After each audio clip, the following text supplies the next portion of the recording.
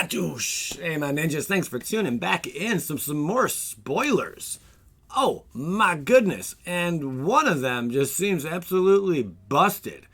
We're going to get to it in a bit, but oh my gosh. Like, this set is looking like a powerhouse. Like something we haven't seen in quite some time. I know we've had some powerful cards over the past, couple years and whatnot. But this set seems to just be slamming them all into one, which is really cool. I'm extremely excited to get into playing in the next standard. This is looking great. All right, here we go. Drag to the Underworld. 4-drop. But you can basically get away with paying only 2 black mana. Destroy target creature. That's phenomenal. With no drawback. Other then the spell costs X less to cast, where your X is your devotion to black. I did say X lax there, I'm sorry. The spell costs X less to cast, where X is your devotion to black. So if you have at least 2 black mana symbols, permanents, on the battlefield, you can play this card for only 2 black mana. That is pretty cool indeed. I think it's a great removal. Especially if you're just running Devotion Black, you're going to see 4 playsets of this, absolutely, in every single one. A lot of very strong cards, but is destroying a creature enough in this standard? That's the question. First, Games of Theros. Sure, it's a 3-drop. Now, this is the sagas. We've first seen sagas appear in Dominaria. This is the second coming of sagas. This is looking pretty sweet. So, for 1, every turn that goes by, another lore counter gets added to this. That's how sagas work, okay? Create a 1/1 human soldier token. So when it comes on into the battlefield or hits play, you pay the 3, then it hits the field, then you create a 1/1 human soldier token as long as it resolves. And then the next turn, you go to the second saga. Put 3 +1/+1 counters on target creature you control. 3 +1/+1 counters on 1 target creature. That's pretty big. I know it's 3 to play this, but you're going to be able to do 4 things. And the 4th one, I'm really uncertain what it's all about. But this looks like a very, very good card. For 3, or the 3rd saga, if you control a creature with power 4 or greater, draw 2 cards. Not 1 card, but 2 cards. And there are a lot of creatures in green that have power 4 or greater. Some of which only cost 3 to hit the field. That is pretty good, all right? It's 4th saga. I'm not exactly sure what to make of it just yet. Create a gold artifact token. That's all I know at this point, okay? That's all I know at this time. If anyone knows what this gold artifact token is yet, by all means, let me know. But at the time I created this video, there was no information on what the gold artifact token does or anything of that nature. So I am very interested to hear more about this card. But regardless of all that, this seems like a very, very fun card to play. And I'm sure it's going to get a lot of play, for sure. For sure. Dawn of Angel. It's a 3-drop, not an angel. Enchantment creature. Human cleric uncommon. Whenever a creature dies, if an aura you controlled was attached to it, return target creature card with converted mana cost 2 or less from your graveyard to your hand. To deuce 3. That honestly is not that bad of a card.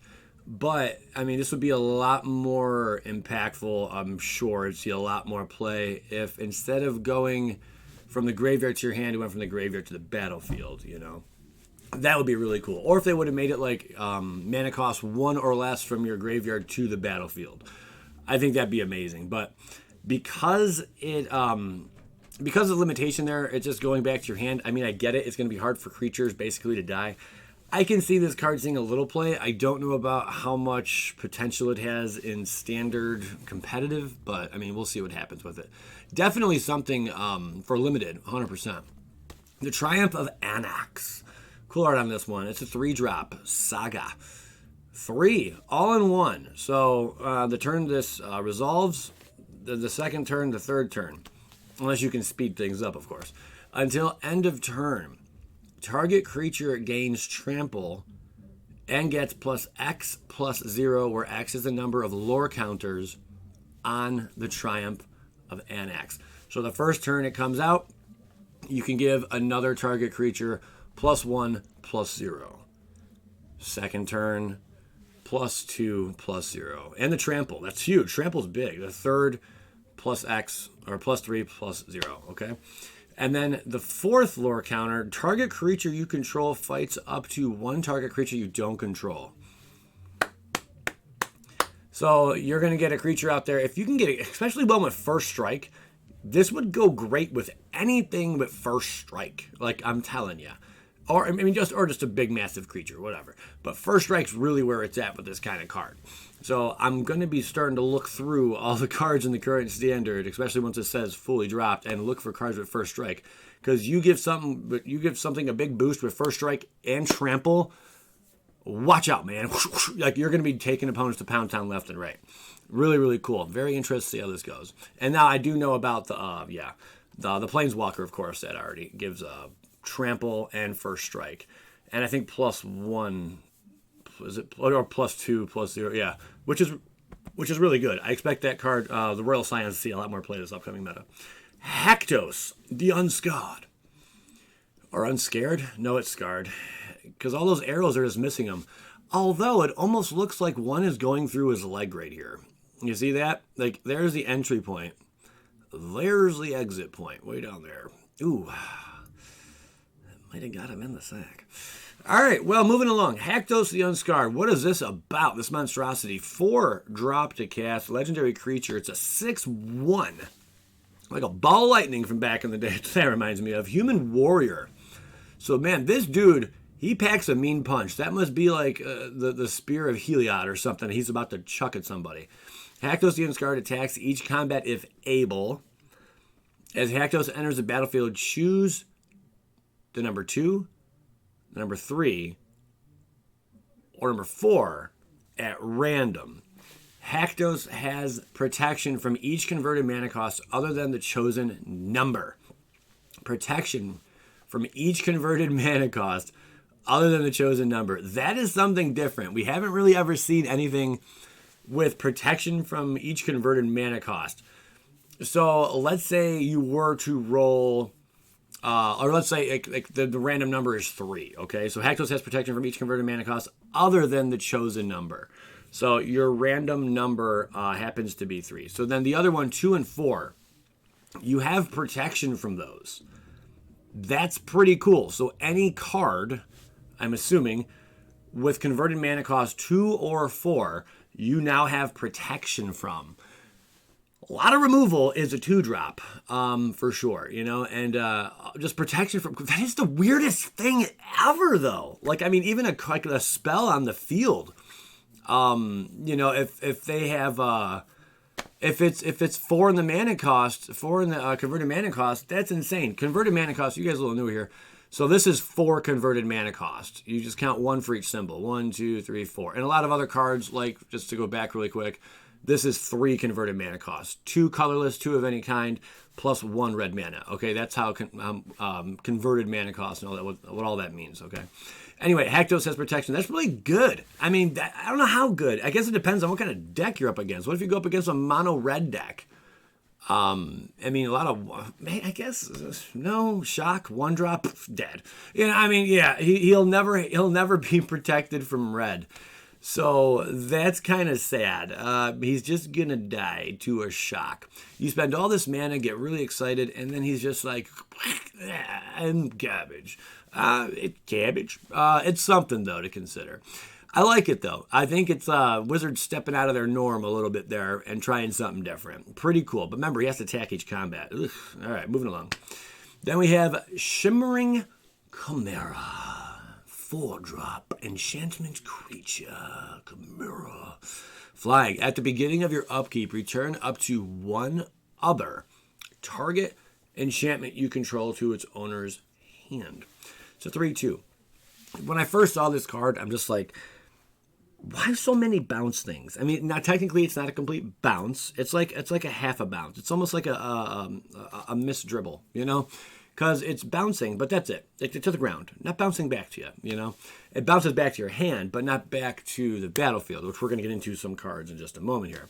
But at the beginning of your upkeep, you turn up to one target enchantment you control to its owner's hand. Sure, that's not too bad. That's something.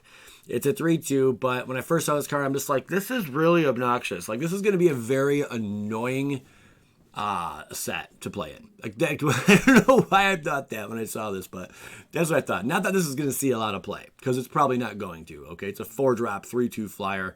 There's better options out there for 4-drop, which we're going to get to in 1 second in blue. But yeah, not that impressed by that. Ash Phoenix, however, is a 3-drop rare creature Phoenix. So this is our new Phoenix. All right. It has flying. It has haste. Everything a Phoenix should have. And then for 3, it gains +2/+0 until end of turn. That's cool. You can pump this puppy up. But now you can do it as many times as you want. But you have to pay 3 to get a pump for +2/+0. You know? So that's it. So you pay 3, +2/+0. Escape is 4. Exile 3 cards from your graveyard. Ash Phoenix escapes with a +1/+1 counter to 2/2. What are my thoughts on this? It's easy to remove, but I mean, then you can bring it back, I suppose. It is a Phoenix.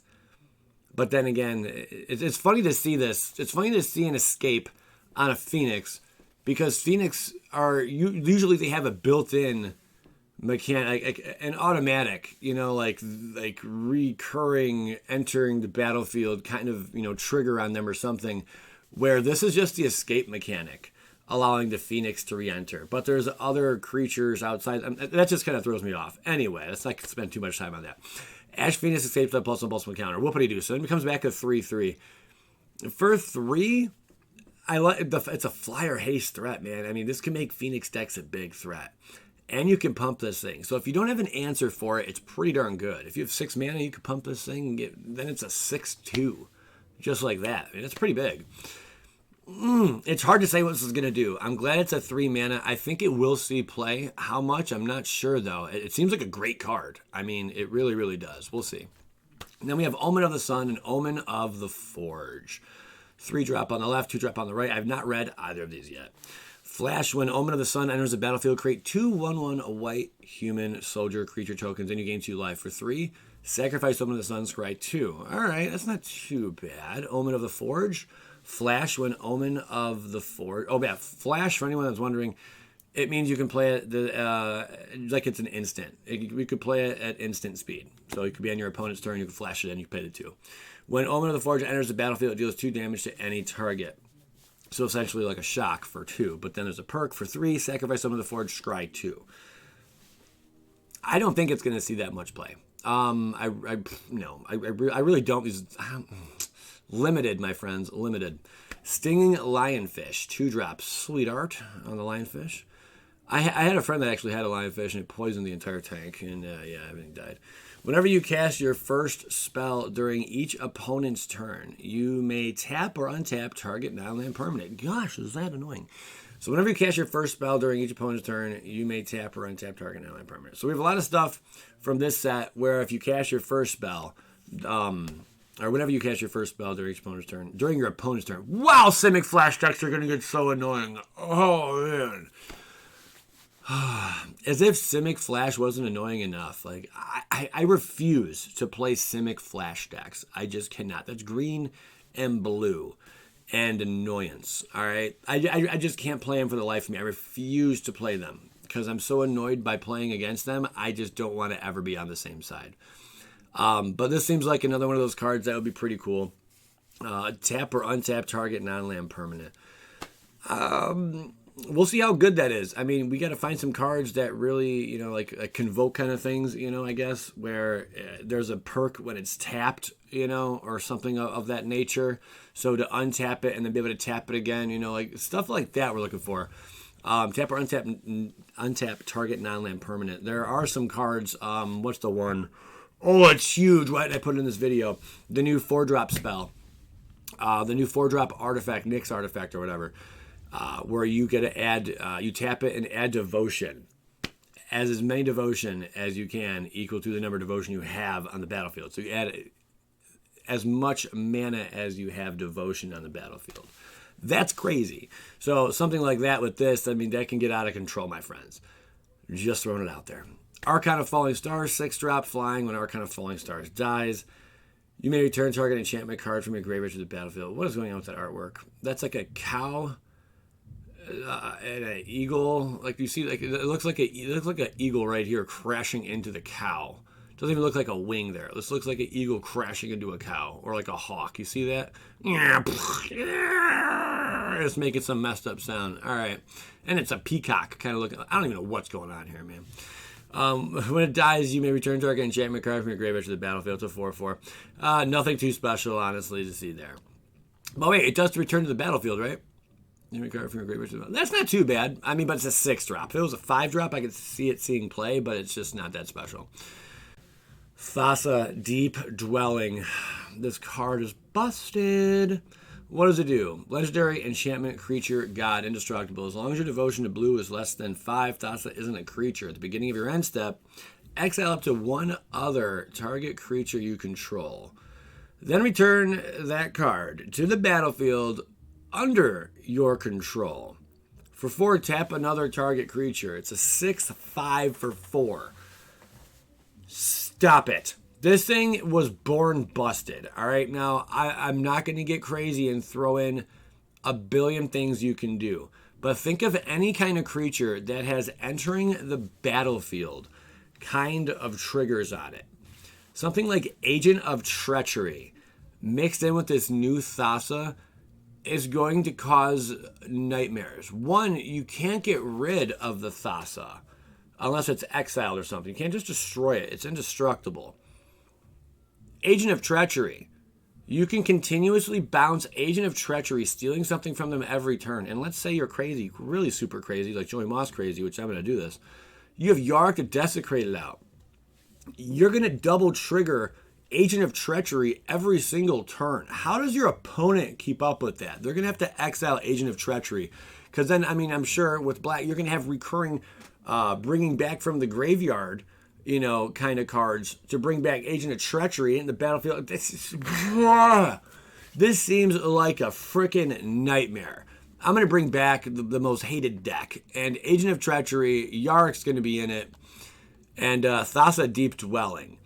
And this is going to be just the most obnoxious nightmare to deal with. Just forget about it. Just stop it, guys. This is a really good card. You're looking at a really, really good card. All these gods, I am very, very surprised how good they are. The one god, Heliod, is already going for a total, I think it's like $23. TCG player. Pretty nuts. Already. Heliod. That's crazy. So watch out for these new gods. Omen of the Sea, 2-drop, flash. When Omen of the Sea enters the battlefield, scry 2, then draw a card. For 3, sacrifice Omen of the Sea, scry 2. Do not underestimate the power of this simple little card here. I guarantee this is going to see play. You can sacrifice this and scry 2. It has flash as well. You can play whenever. When Omen of the Sea enters the battlefield, scry 2 and draw a card. That is pretty monstrous. All right, this is good early game strategy. Even late game helps you out a lot. You're able to scry a total of 4 on just one card and get a card draw. That's insanity. Watch out, man. If this thing said sacrifice Omen of the Sea, scry 2 and draw a card, this thing would almost be busted. It would be just too obnoxious. You'd find it in every single deck that runs blue. It'd be that good. All right, guys, those are all of the spoilers today. I'm sorry I got a little rambunctious there, a little ahead of myself at times, but what do you think? I mean, this is some very powerful stuff. I'm really, really excited to play with these new cards, and also already feeling a bit annoyed, at the same time. But it's going to be a good time. I'm looking forward to it. I hope you guys are as well. Thank you so much for tuning in. Sorry I took my time on this one, but I wanted to have a little bit more fun with the video. I appreciate you guys. Make sure you hit the like button. It does help out a lot. And I will see you tomorrow, as always. Skadink, skadink. Skadoosh.